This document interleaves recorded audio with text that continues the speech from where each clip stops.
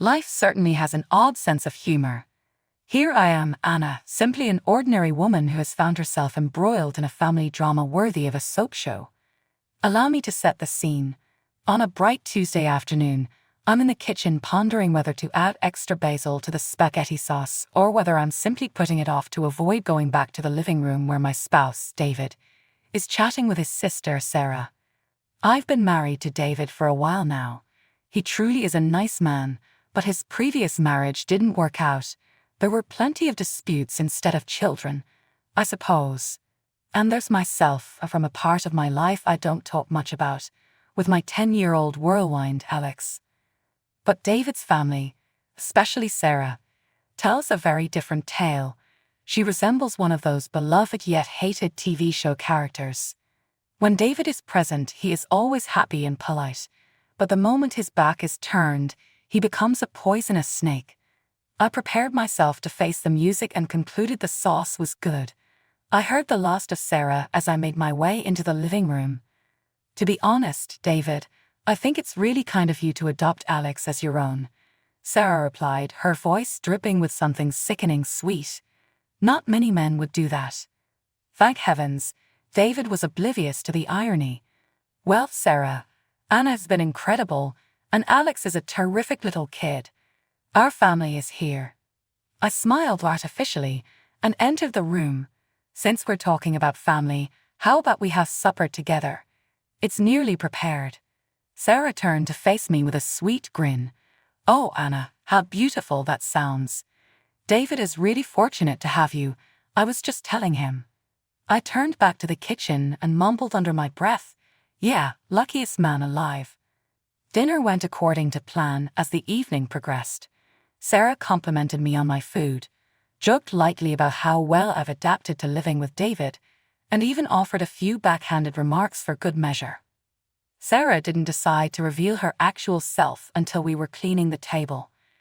David had given himself a pass to answer a work call, and Alex was upstairs doing what kids his age do when they're not in school. Sarah and I got the moment to ourselves. It was obvious she had been waiting for it. You know, Anna, it's funny, she remarked as she leaned against the kitchen counter, a grin on her lips.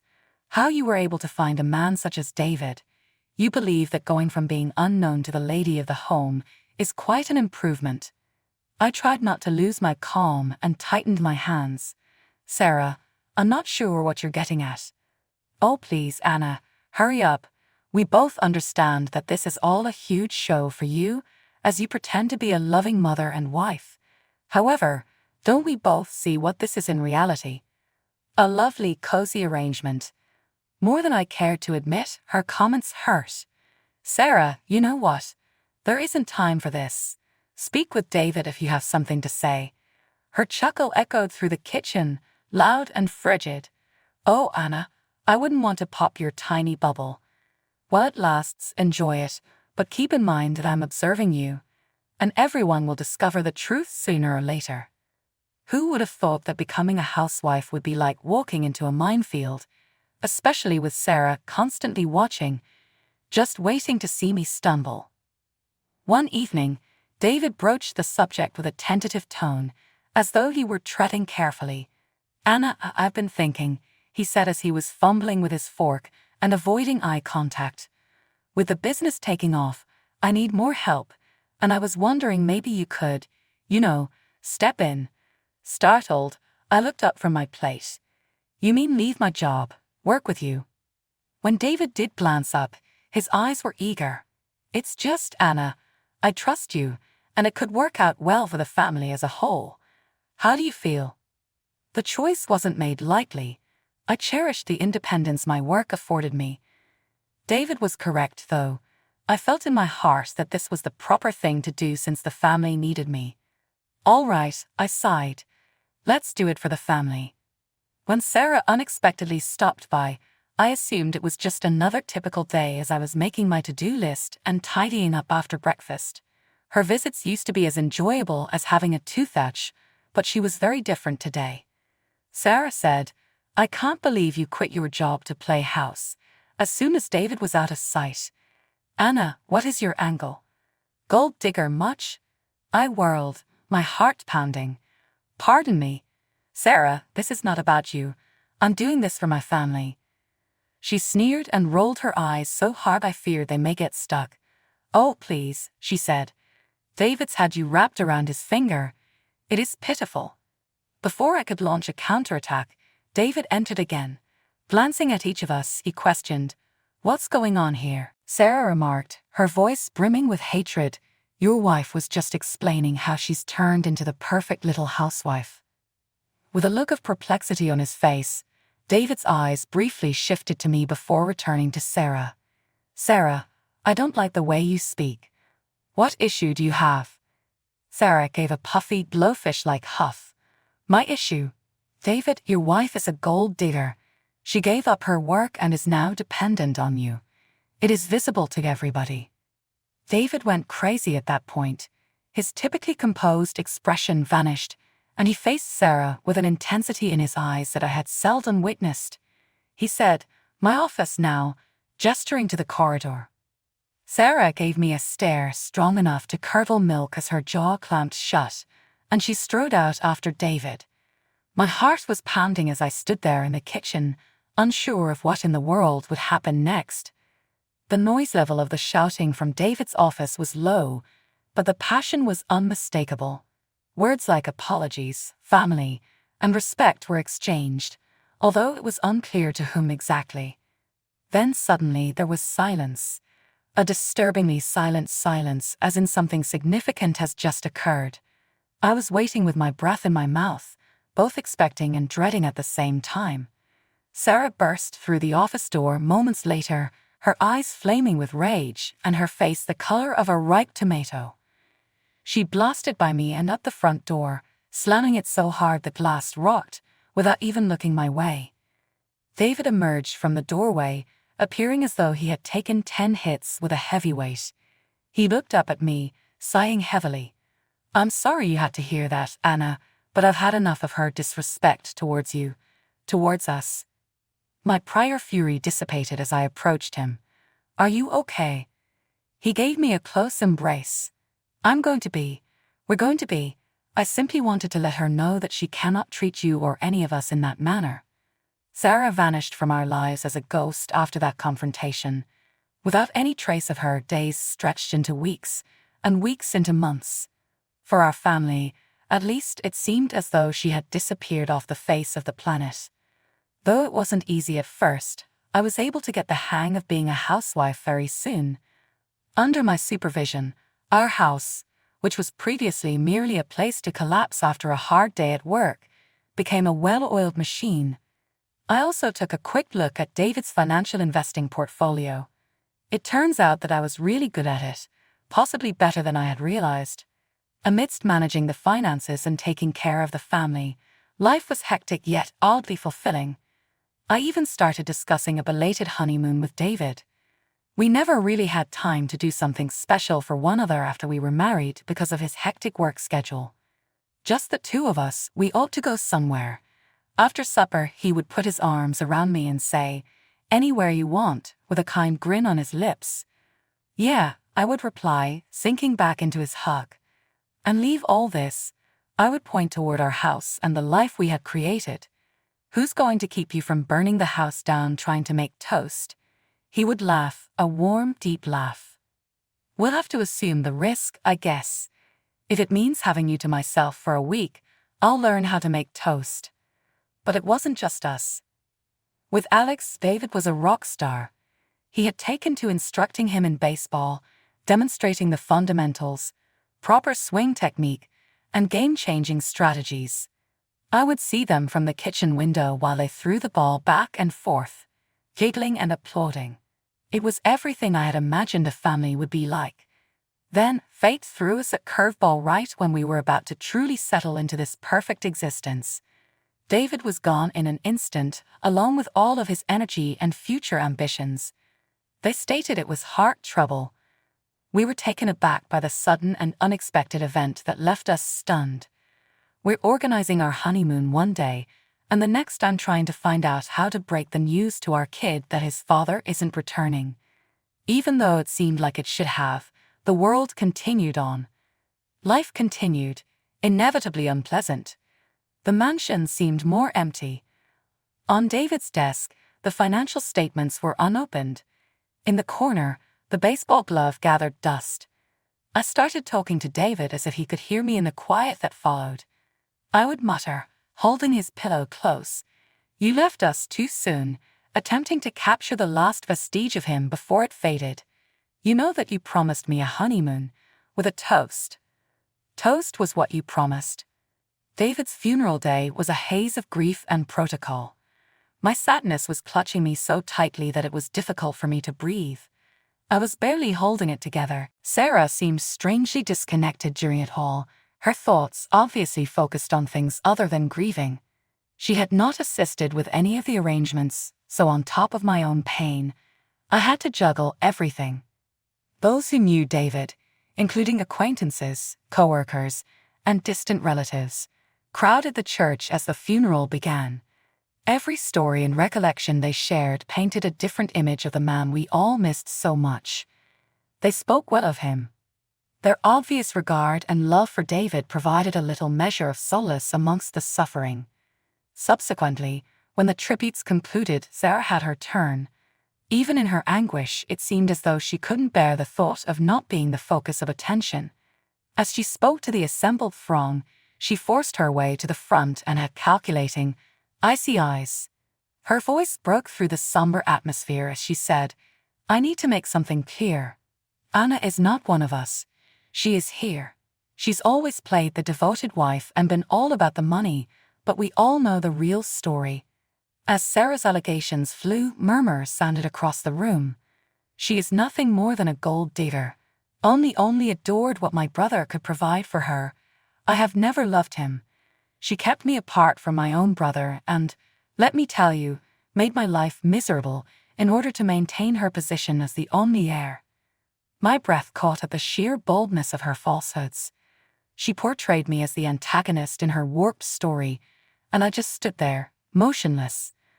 With a vicious gaze, she said, "And I'll fight for what's rightfully mine. David's inheritance belongs to his real family, not some outsider and her unknown child." Whispers became louder as the room descended into turmoil, with people taking sides. However, despite the chaos, a startling amount of people turned to look at me with supportive and sympathetic expressions. Both David and we were well known to them. The truth was known to them. I was in a state of disbelief, the hurt caused by Sarah's treachery cutting through my sadness. To stand there on the day we were meant to say our final goodbyes to David and listen to her spew such hatred was intolerable. Dealing with her devious remarks and contempt in private was one thing. It was then that I saw the full extent of her hate. It went beyond simply not getting along with me or disliking our union. For the sake of money and malice, Sarah was prepared to destroy all that David and I had worked so hard to build. Sarah's vitriol compounded the raw, gaping hole left after David's burial. For Alex's sake, I had attempted to keep up a front of strength, but Sarah's unwavering quest for what she saw to be her rightful inheritance tested my fortitude on a regular basis. Days passed, each one a struggle to maintain my composure and keep Alex out of the worst of it. Then, one afternoon, as Alex and I were going through a box of David's possessions, a mixture of laughter and tears adorning our recollections, Sarah burst through our door like a hurricane, her eyes blazing with rage. As she slammed a copy of the will onto the kitchen table where we were sitting, she said, "Explain this to me, Anna. Why does everything go to your son while I, David's blood, get scraps?" I inhaled deeply as I braced myself for the assault.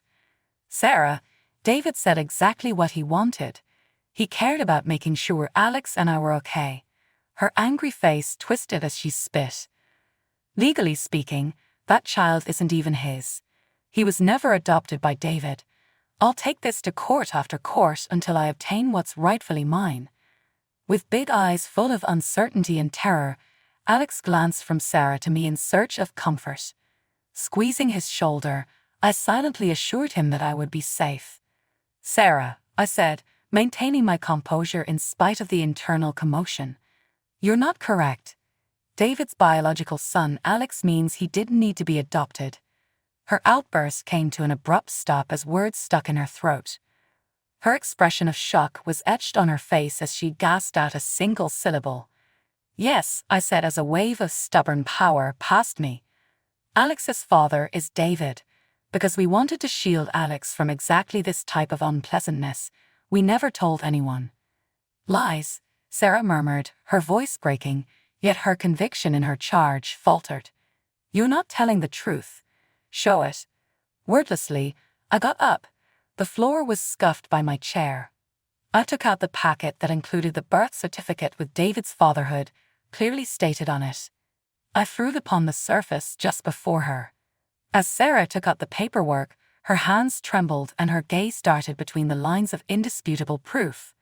Her expression showed a range of emotions, including disbelief, denial, and then a growing recognition of the truth. "The fight leaving her," she said. This can't be," as the reality of her brother's existence, which she believed to be her own, fell apart. "It is," I said, being forceful without being rude. "David cherished Alex. He cherished us. His final request was that we be taken care of. Are you unable to accept that?" Sarah raised her head and met my eyes for the first time benevolently. I had never noticed that kind of vulnerability before. She said, I need to think." She didn't say anything more before getting up, holding the documents tightly and leaving a somber trail of quiet behind her. With wide, curious eyes, Alex, who was still clinging to my side, glanced up at me. His voice was low as he questioned, "Is she going to come back?" "I'm not sure, my love," I answered, encircling him in an embrace.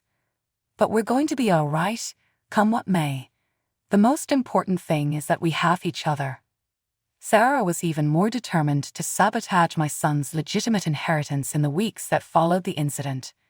What little serenity we had managed to find in our sadness threatened to be destroyed as her activities culminated in an unlawful struggle. She insisted that I had somehow tricked David into thinking Alex was his real kid, so I could protect our future finances at her cost. Bitter accusations from her led to a demand for unquestionable paternity verification under the law.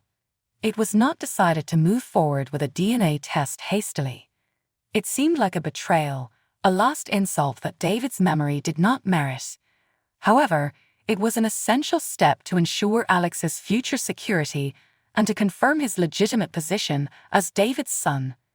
There was a simmering tension, a hidden struggle between truth and anger, behind the clinical, impersonal procedure. Sarah and I were sat across from one another in the sterilized lawyer's office on the day the findings were due. There was a chasm of unsaid accusations between us.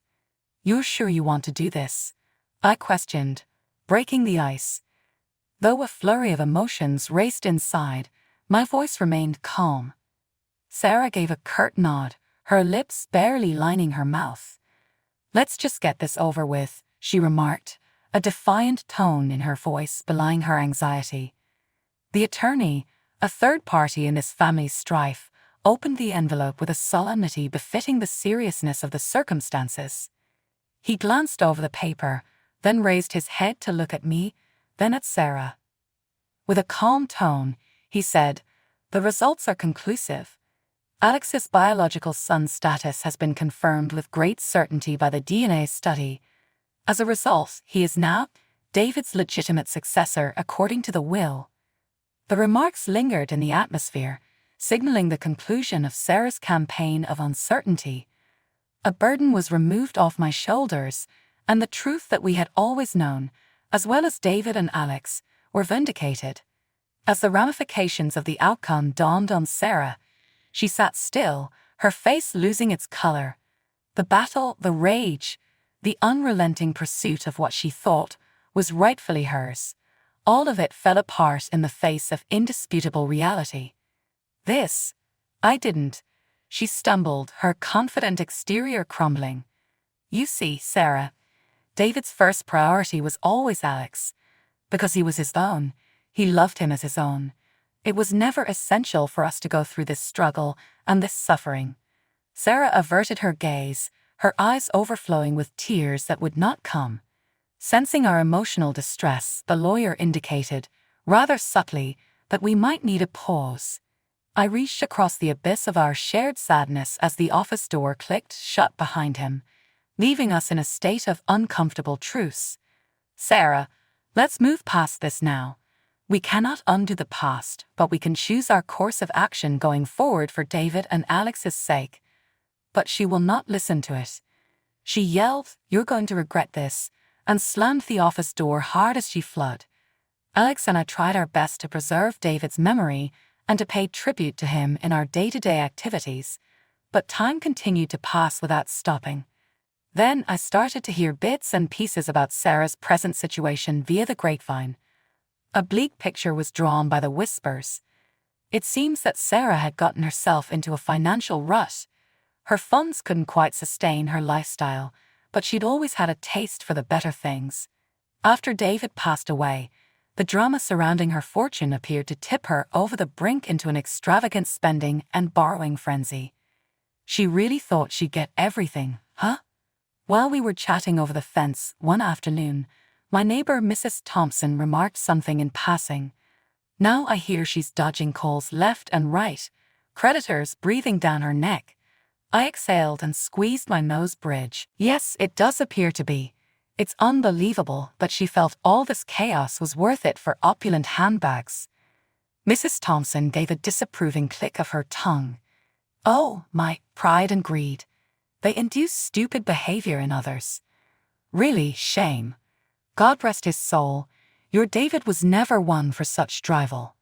I felt a complex range of emotions when I learned of Sarah's financial difficulties. Her misfortune held no joy, no feeling of justification. In fact, it served as a heartbreaking reminder of just how shattered our family had become in the aftermath of David's passing. It had been months since the whole drama around the inheritance ended. My phone rang with a number I hadn't seen in a long time, just when I was starting to believe that serenity had returned to our lives. Sarah was there. It was the last thing I expected to hear from her after all that happened.